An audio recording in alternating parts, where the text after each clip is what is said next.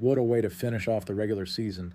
Man, we talk about some high stakes games. Yeah, you said it. I mean, playoff spots coming down to the last game of the year, some teams fighting for that top seed. Exactly right. We've got some snippets here that really capture all that, all that excitement, like down to the wire energy. And well, our mission today is to break it all down for you. Absolutely. The stuff you really got to know, even if you only kind of sort of follow the league the rest of the year. You know what I mean? For sure, for sure. So let's just jump right in. And I think the biggest story has got to be that crazy NFC showdown to decide who got the top seed. Yeah. Yeah.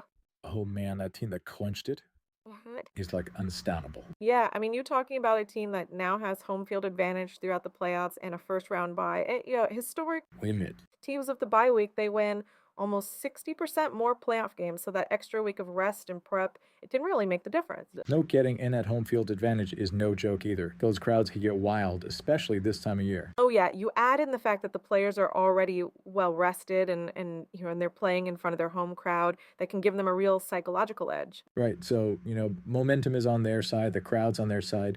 And on top of all of that, you've got one player on that team who could put up a monster game. Mhm. I mean, he tied the franchise record with 4 touchdowns in a single game. Yeah. 4. I mean, was that just a fluke? Or is this guy the real deal? I think it's safe to say that he's the real deal. The way he commanded the field, his The fish. decision making, his accuracy, he was dissecting the defense out there within the zone. And, considering he wasn't even on anyone's MVP radar before this game, Right. I think he's definitely put himself in the conversation for the future. Yeah, that's the thing about these big games, right? Yeah, one absolutely. Now, on the other side of that NFC battle, you've got the team that, they had a rough night. Yeah. And their coach afterwards was talking a lot about learning from mistakes. But from what you saw, what are some areas where they really need to focus on if they want to make a deeper run in the playoffs? Well, one thing that really stood out to me was their offensive line.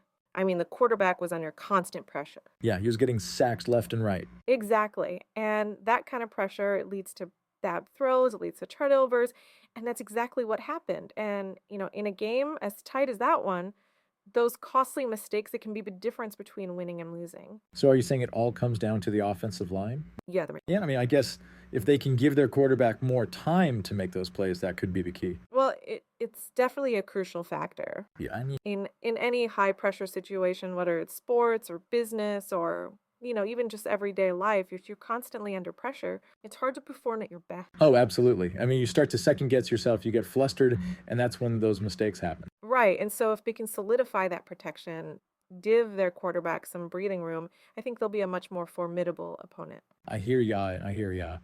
Now, it's interesting because you're the coach of the winning team. He emphasized a totally different aspect of the game. Oh, yeah. He was talking a lot about the team's journey, their unity, how they've grown together over the season. hmm And there was this quote that really stood out to me. He said, these guys have each other's backs, and that's what got us here. That's a powerful statement. Yeah, and got me thinking about how important that kind of leadership is, especially when you're facing adversity. Oh, absolutely. I mean, it's not just about X's and O's, it's about fostering a culture of trust and support where players feel comfortable taking risks and bouncing back from those mistakes. Just like I was saying, right, the best teams, they don't just play for each other, they play with each other. Exactly. And that kind of mentality can really take a team to the next level. For sure, for sure. Now, speaking of teams overcoming adversity, how about that other team, the one that just clinched a playoff spot after a decade-long drought? Yeah. I mean, that's like an eternity in pro sports, right? It's incredible what they've accomplished. So what was it they kept them out of the playoffs for so long? I mean, did they just not have the talent, or was there something else going on? Well, I think it was a combination of factors. They went through some major rebuilding phases, coaching changes, roster turnover. They just couldn't seem to find that winning formula. But this season, it's like everything just clicked. They had a solid draft class, they made some key acquisition, and of course, they got that rookie quarterback. Oh yeah, that rookie quarterback. Mhm. Everybody's talking about it. Not only did he lead them to the playoffs, hang on, but he also shattered a record for completions in a single game. I mean, some people are saying he's a generational talent like we've never seen before. But is that just hype because he's new? Or is he really that special? I think it's a bit of both, to be honest. Well, no, We got that rookie excitement around him, and the media loves to jump on those narratives. But at the same time, he's demonstrating a level of maturity and field awareness that you just don't see in most rookies. He's not just relying on his athleticism, he's making smart decisions. He's reading the defense effectively, and he's doing it all under pressure. I mean, the game that clinched the playoff spot for them, that was a pressure cooker. Yeah, He looked calm, cool, collected the whole time. exactly. And that's what separates the good quarterbacks from the great ones. Right, right. Now, let's not forget about the defense in that game, too, because they were absolutely lights out, holding their opponents to under 100 yards. Oh, yeah.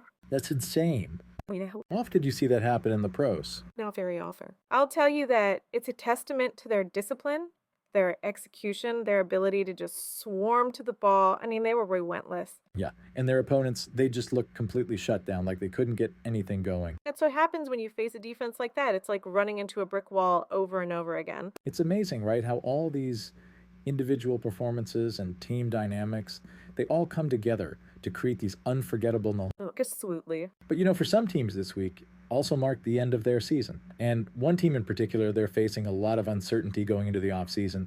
I mean, they've got some key players dealing with injuries, and there's even rumors that their star player might be leaving.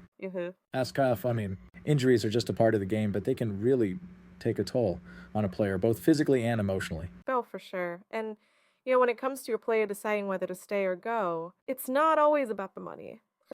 About finding the right fit, the right opportunity for growth, or even prioritizing family and personal well-being. You know, it reminds me of when another athlete made a similar decision a few years ago.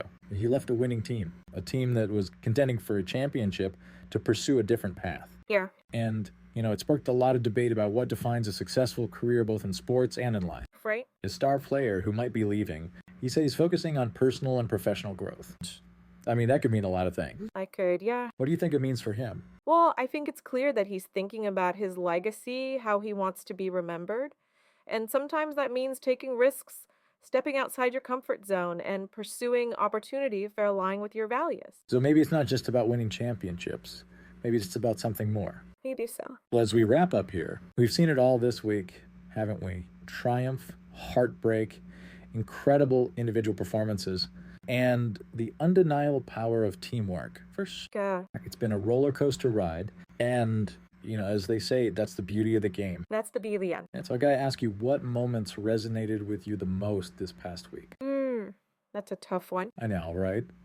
And as we head into the playoffs, what are your predictions? Who do you think is going to hoist that trophy at the end? Well, if you'd asked me that a few weeks ago, I would have given you a different answer. But after seeing how these teams finished this season... Oh, yeah, tell me. Okay, I'm going to go away for... Come on, don't leave us hanging. I think I think the team at the top seed, they look like they're on a mission. I like it. But hey, anything can happen to the playoffs. Oh, that's for sure. That's why we watch, Ray. Exactly. Now, for all you listeners out there, what moments stood out to you this past week, and what are your playoff predictions? Let us know. And until next time, keep on diving deep. Keep diving deep.